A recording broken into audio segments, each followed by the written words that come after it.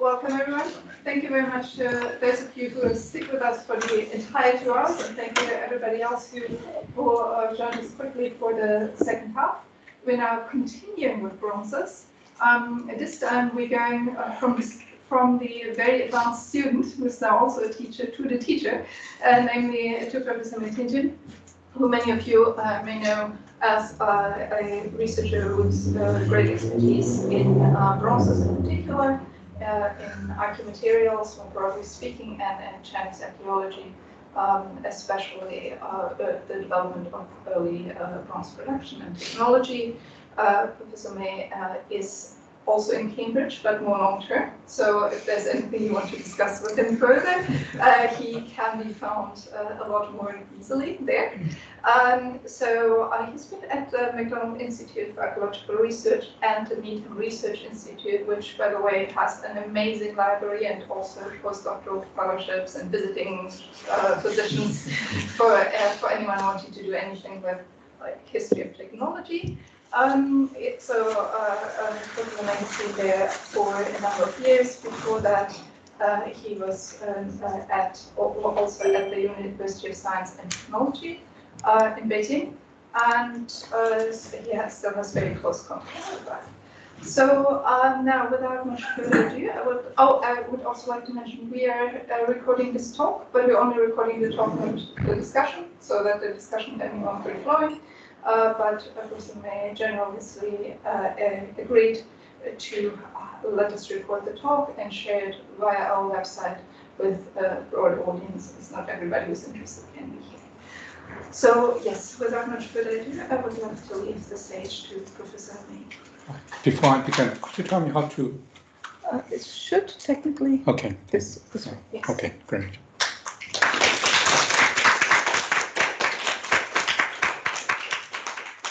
Thanks very much, and thanks Anka for inviting me to lecture here. I should say what I should say. I should say I didn't really expect, Mark will be sitting here. If I know he's here, I will not prepare my slides in this way.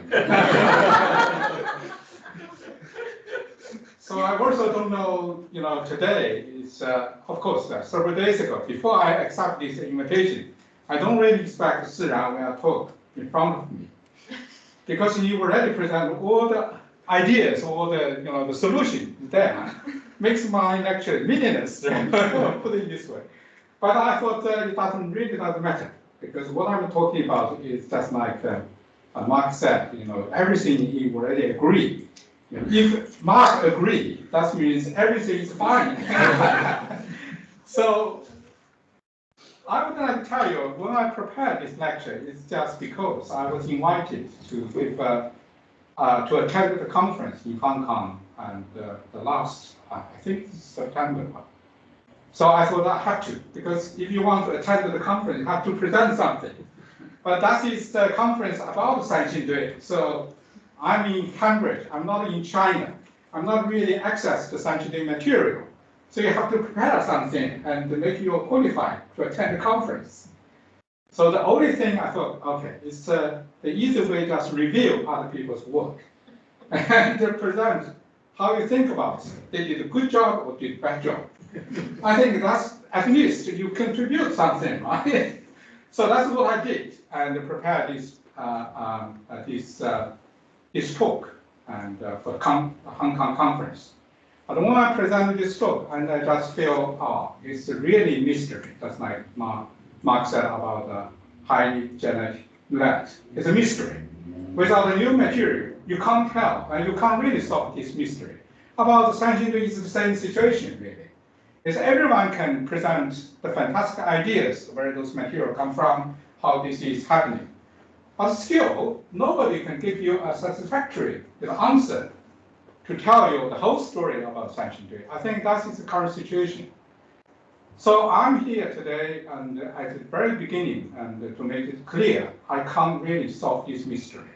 You don't expect me to tell you what's the answer for Sanxingdui, for the mystery of Sanxingdui. So what I'm talking about is exactly what I said. I try to present other people's research and also present my question in this case to see and which is an important aspect we should look at. So this is my talk. There's three parts. The first part is review other people's research, and the second part, and that is the previous research, and my colleague, like Dr. Chen Konglong, Professor Chen Konglong, and other students who did about the Shang Dynasty metallurgy. So I just under this topic about metallurgical network in the Shang Dynasty, but actually, Shang is already talking about all this network and how those material or the metals move around in China. So that's saved me a lot of time. So maybe I can just finish my talk within 30 minutes. So, and then you will see, and with this background, how we say the Sanxingdui material. Because if you know the material during the Shang Dynasty, just freely travel without visa, to all those places, it should be much easier to travel to Sanxingdui to produce those things. Not just the material, but also the craftsmen, right? And they may also strong enough to bring all the metals, is working to the Sanxingdui and produce all these bronzes. I think that is the one way to explain the Sanxingdui. I think that is also one theory we look at. So for people, they have no geography knowledge about Sanxingdui, so you have to realize, and this is, see, I've got a secret weapon thing. Sorry, our high-tech equipment. Yeah, I think it's very useful. And it's Mark used it, right? Before. And when I gave the lecture in UCL, they gave me a stick and say, this is a golden child. So you have to make its name about this stick, right? So here is Sanxingdui, Shang already gives you all these maps. But from here, as you can see, this is Chongqing and this is Yangtze River. What I want to emphasize is Sanxingdui, relatively speaking, is quite close to northwest China. I think if we explain some of the mystery for Sanxingdui, and we have to look at the northwest China. So that is the one point we would like to make. And those is the photo about the whole size, and you can have many explanations about this. But mainly it's about these pits, produce the Sanxingdui bronzes. So this is the things you need to know. This is two pink ones were found in 1986, and the other 6 it was found in the last, how can I say, 4 years ago. Yeah, 2000. It was found in 2019, and when this pit was found, and I was in Sichuan, and sitting with Wang Yi. Wang Yi is the top guy in Sichuan, in charge of this everything in Sichuan. So I was, to know this news, the Sanxingdui, this piece was found, and exactly the same. The Wang Yi got the call, report, we found it, and the Wang Yi said, Professor Mei, we found it. So this is, I think it's in November 2019. And then, as you know, we have the pandemic. So this excavation was done in the 2020 and 2021, or probably 2022. Right? So this is just comparison about this. This is 1986, and this is 2021, the excavation. As you can see, I would like, really, I don't really like this, with all this clothes. But here, it looks like they're enjoying them more about the excavation, and you can just look at and look. And then that is 2021 about the K5, and all of these is very special. All of these, the bright bits is the gold pieces. And of course, this is already known in 1986, and those is the statues that tell you the story about Sanxingdui, why it's so special, and also some of the hats and covered with gold pieces. So this is all very special, and also to emphasize the things. If we don't have these vessels, and nobody were talking about the relationship of the Sanxingdui discovery with Central China, because of these vessels. This is a central plane, the artifacts, and so this is a very important perspective to look at the Sanxingdui from central China perspective.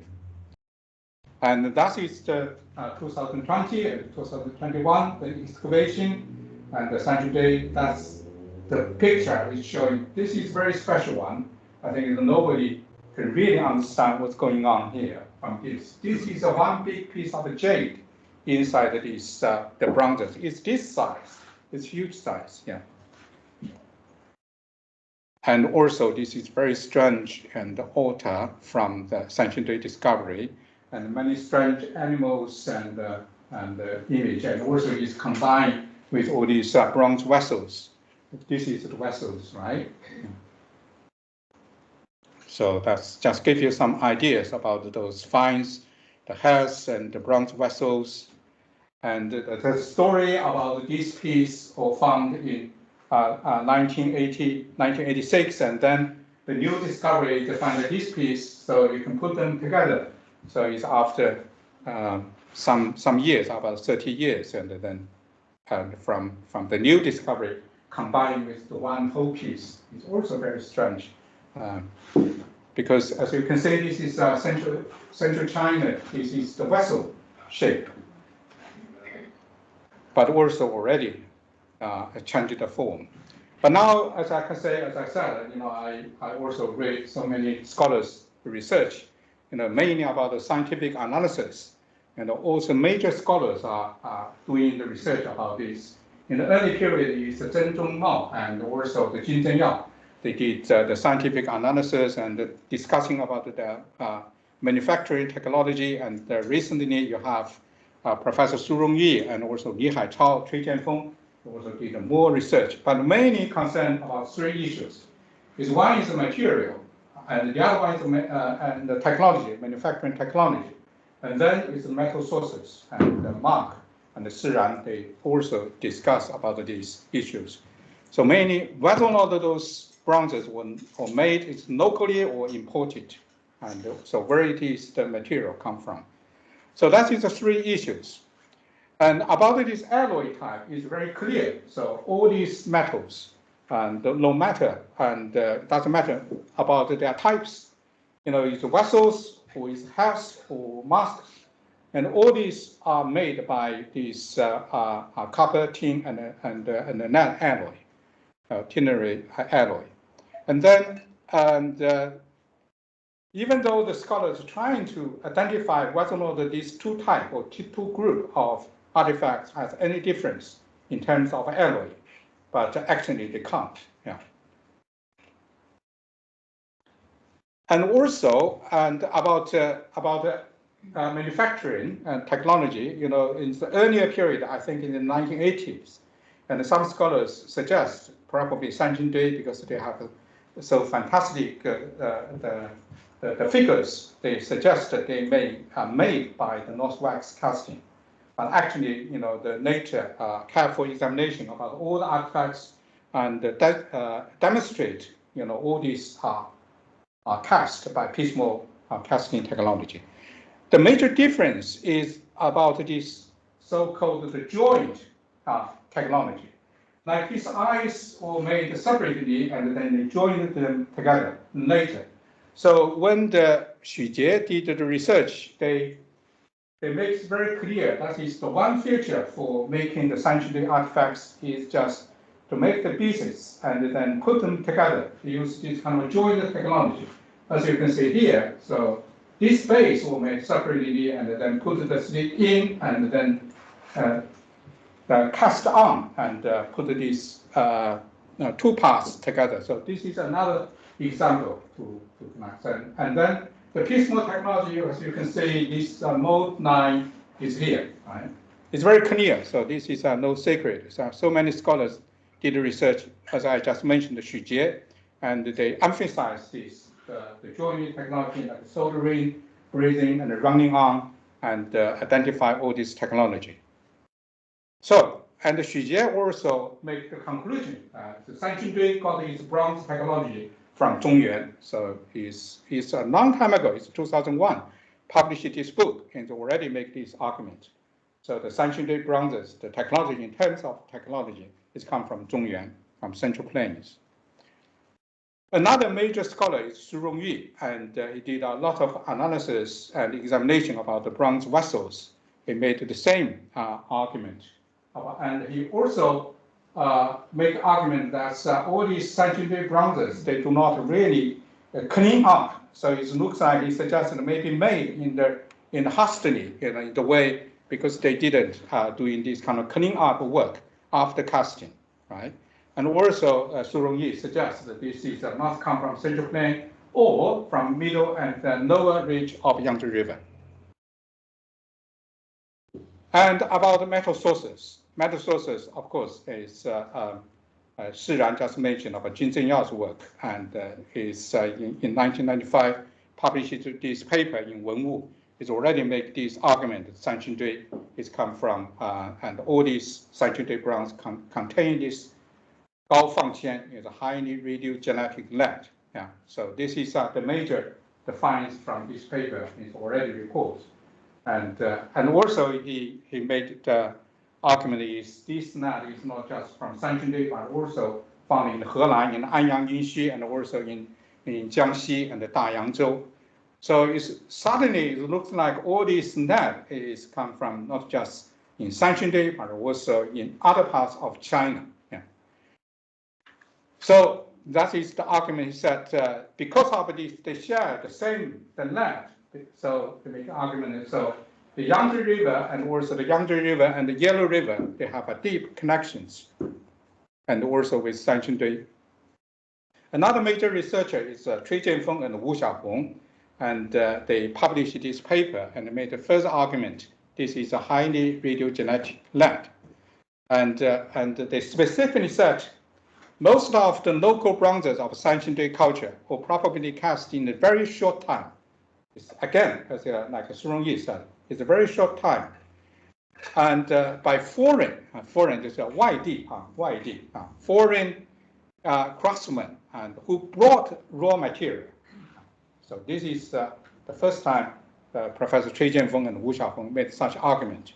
So they brought the lead, copper, and the tin from other places to the Sanxingdui, to the Sichuan, and made artifacts probably in Sanxingdui.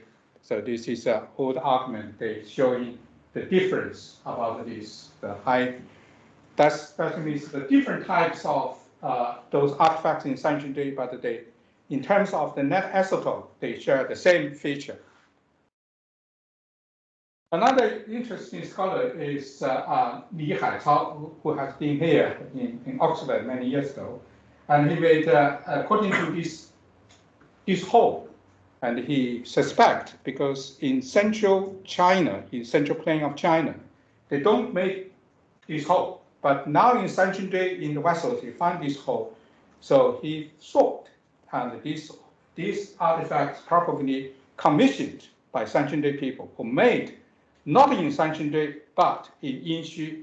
So this is the first time the commission idea has been coined.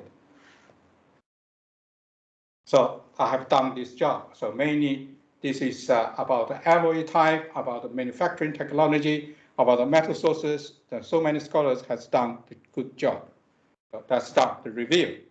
So how about the network things? So this is the map showing the Bronze Age China. You have several major regions, all found this kind of Shang Dynasty, the bronzes. So this is Panlongchen, and Shi Ran just mentioned, and has a lot of discussion, and also about the northern zone, Beifang Diqu, northern zone area. You have those kind of weapons, and also this kind of the bowl-shaped artifacts, and also the vessels. And then in the southern China, in the Hunan, in those areas, you have all these kind of very beautifully made the bronze vessels, but in the shape of the animal. And the Xingan, that is another major discovery of the bronzes, is found all of these with very special kind of a decoration with tiger, small tiger on the handle. So that have local features, right? And then, of course, the Sanxingdui, and it's very unexpected, found in the Sichuan, in the Guanghan, but it's far away from the central, the Shang kingdom area. But another important area is the Hanzhong. As you can see, the Hanzhong is quite close to Guanghan. Guanghan, that's the Sanxingdui located. And they have the metals with the mask and also the animal face and some kind of, that is called the Yang Xing Qi, right? And this is Zhang Xing Qi, all of these, and also this type of is called the Nian Xing Qi, yeah, the circle shape, the artifacts. Those artifacts, even though you have a small number and also a very simple type, but it's only found in Hanzhong area. And also the Yangxing Qi, yeah, it's very rare found in other places. And also you have those kind of vessels and also the local type of the weapons, and with all these decorations, this Hanzhong also showing is quite special. So what I'm showing all these pictures tell you the very simple idea. During the Shang Dynasty, even though they shared so many similarities in different regions, but at the same time, they always have the local feature. That is what I call the regional feature. So those help us to understand, during the Shang Dynasty, there has kind of the network. They share something, but at the same time, and they have their own features. So this morning I discussed with Shiran, it's a very special. We realized that, when the technology, they accept at the outside the technology, and then they develop their own technology, and based on their own, the religious or ideological ideas, and to do things in their own way. So that is our paper, and with Chen Kunlong and Tilo, we found Professor Zhao Zhongzhang. We published this paper in Antiquity, and I still remember that is in 2016 published. And Chen Kunlong, as a visiting scholar in Cambridge, and we just got this net isotope data, trying to understand, and whether or not we make argument for the Hanzhong area have the local production, the process.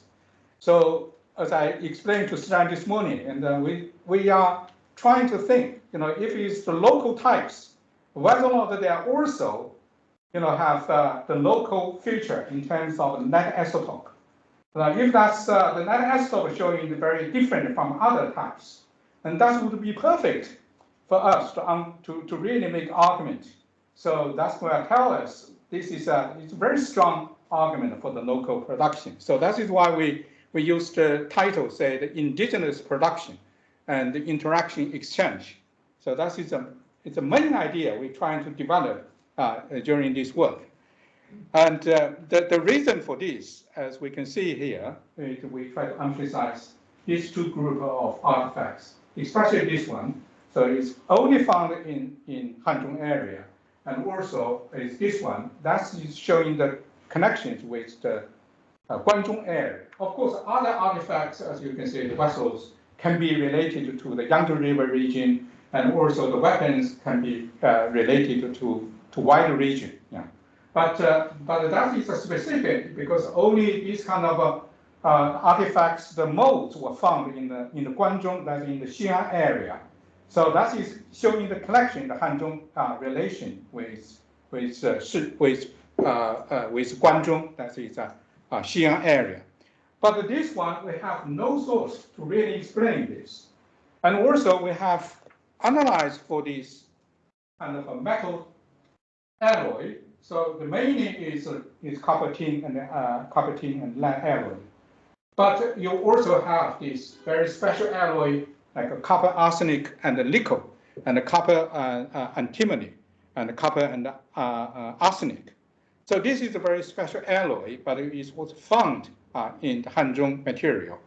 And that is another figure showing the difference in these two types related about the Zhang and also the circle-shaped objects. So that is the argument. This is the modes were found in the Guangdong area. So it's showing can be connected to those masks in the Hanzhong area. And then you will see the masks were found in the Dayangzhou, and the masks were also found in the Sanxingdui.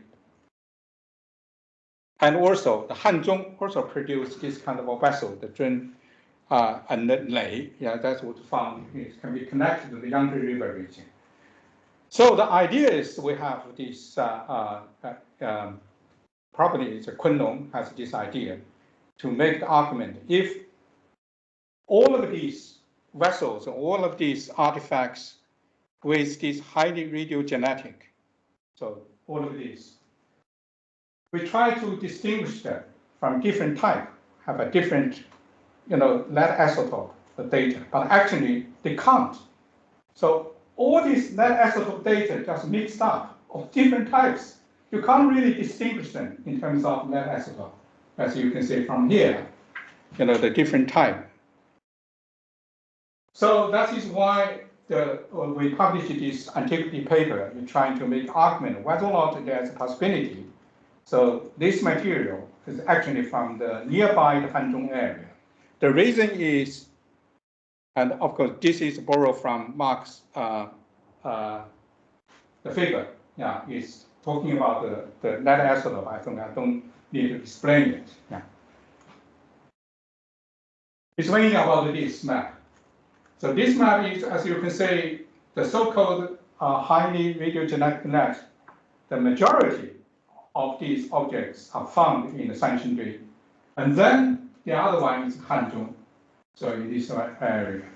So if you really want to explain whether or not this highly radiogenetic net is come from the one source, if that's a one source theory is right, so it's more possibility those matter is here, because this is looks like located in the center. So can be transported to the Sanxingdui, can be transported to the Anyang, can be transported to the other region.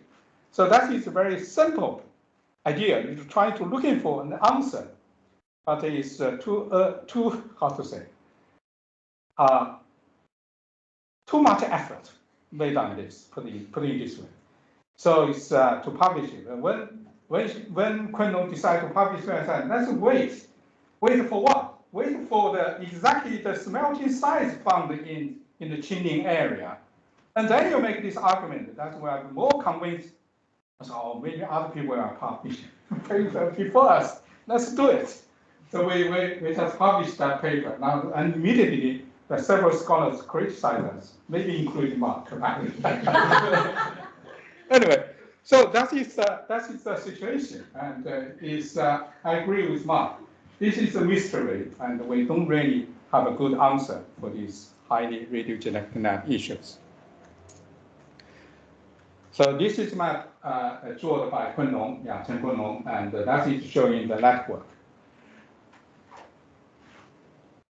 So the connection, like Siran just mentioned, that this kind of what's the word you are, horizontal or horizontal. Parallel? Horizontal. Yeah, parallel rather than one center, right? This is exactly what we argue in our paper. So we don't think this is a center and the periphery relationship, but it is kind of a parallel kind of a relationship. So the Hanzhong is not just controlled by the center, but also the Hanzhong is actively, in his own way, to connect it with Sanxingdui and also with Dayangzhou in the Yangtze River and also with Guangdong area. So that would help us to really understand the network. And that is the connection really can help us to understand what's going on in the Shang Dynasty. So that is the basic idea about this. If we through this kind of network perspective, then we come back to look at the Sanxingdui, and we will think that is much easier to understand what's going on in Sanxingdui, because you have this connection, but at the same time you have an indigenous production and indigenous, the motivation to do things differently. Yeah. So that is that I don't need to really explain that, because this is the book about Archaeological expansion and Archaeological civilization. So the basic idea, Sheran, is just already mentioned during the Archaeological period. looks like there is kind of expansion, supported by the Shang kingdom, in the center. So expanded towards the south and also probably towards the Sanxingdui area. Even though now the archaeological evidence is very small, it's very slim, right? It's not really strong. Only two plaque and the bronze plaque can be dated to this period, the Archaeological or probably Archaeological period, but not very much. In the early period, we don't really have the material. So before the Sanxingdui bronzes, the material found in the Sanxingdui area is very, very, very, very rare. Yeah. So this is the two plaques it's found. Just this one, not this one. This one is Central Plains comparison. So the plaques is found in the Sanxingdui. So they think that can be connected to the Archaeological period, but the date may be a little bit later. Yeah.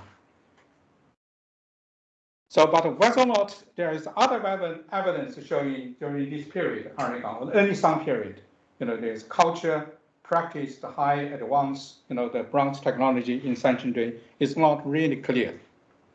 But in the Sanxingdui, you have all these jade pieces. The jade pieces can be dated much earlier. It's not in the Shang period. Some of them can be dated to the Neolithic period. Yeah. So those are really also produced, from the Sanxingdui the pits, and some of them is very beautiful shape. And there's another scholar, it's Professor Wang Fang. Yeah, he made a suggestion. All this image, the Sanxingdui, like the face, that maybe can be connected to all these small faces come from the Shijiahe in the Yangtze River, in the Hubei area. So that is also all these faces, even though it's very small in jade, the pieces. So make that kind of a connection. So that's showing during the Neolithic period, those people may receive some influence from the Yangtze River region. So they already have these kind of imagery things. Another thing is important. That has been done by Guo Jianbu and Chen Kunlong in a recent paper. I think it's really important because that's showing the first time, showing the evidence, Sanxingdui people doing things differently, like this kind of the casting, is broken pieces, how to connect them together. They use this kind of mechanical knock technology to cast them in the other way to make the hole, the 4 holes here, and then cast them together. So that can be called the cast on, connection or the link or joint technology. Another discovery is about this kind of what is called the core road.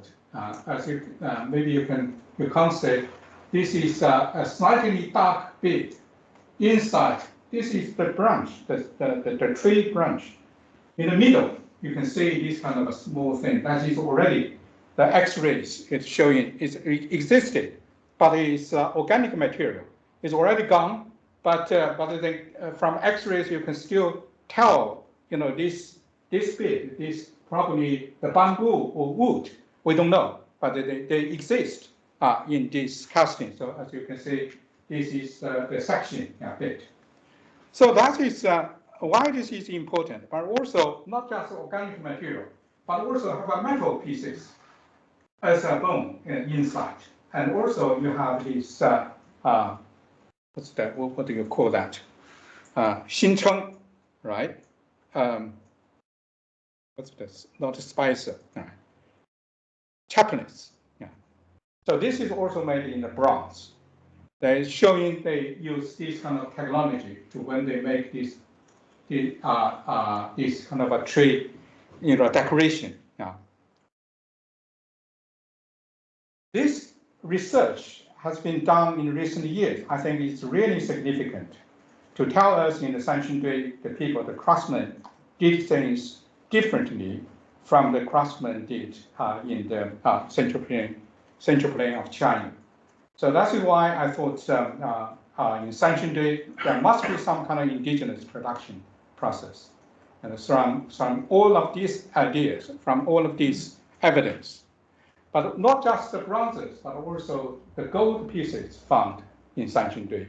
So when I make this presentation in UCL and Professor Qinli is sitting there, they say, oh, Professor Mei, as you can see in central plain of China, in Henan, and in the Shuyuanjie, they found the Middle Song period, the gold pieces. And why you think the gold pieces should come from other region? Because I suggest that those gold probably from the northwest China, even though I don't really have a very strong evidence, but they can't just turn up in Sanxingdui suddenly. There must be some reason there. So there are some arguments trying to emphasize the connections between the Sanxingdui and the central plain of China. Gold is the one reason, because you find the Middle Song period gold. But I think that kind of connection is still weak in terms of the gold artifacts. So I would prefer, there must be some connections with Northwest China. So when I talked to Jessica, it's lunchtime, about these ideas, I thought I don't really have clear, but that's just my feeling. Yeah. And Jessica answered, not just Northwest China, you look at, yes, you can say that. They said you should look at the south too, that means the Yunnan area. But actually, in Yunnan, there must be some connections, because there's one scholar in Cambridge, also published a paper in SOAS, the bulletin in SOAS, made such argument, because he identified in the Yunnan, but in the late period, that is the Warren State period, you have all these decorations about, the hair dress. The style exactly the same in the Yunnan. So she made the argument that probably that is come from Sanxingdui, carry on in the Yunnan area. But who knows? Maybe someday there's some material showing in the Yunnan, they also have these practice. So I think Jessica's idea is great. Yeah, we should look at the Sanxingdui material from other sources. But the mystery is still there, because now, and I asked many archaeologists to try to understand before the Sanxingdui, whether or not from these ceramic studies, we really have the cultures advanced enough to really produce the Sanxingdui culture. I think that is what I really want to talk today. Thanks very much. Yeah.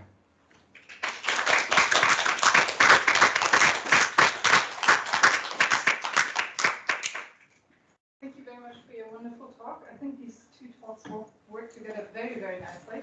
I hadn't quite planned it that way, but this is perfect. It is perfect. It's perfect. That means any difficult question addressed to Professor Mei.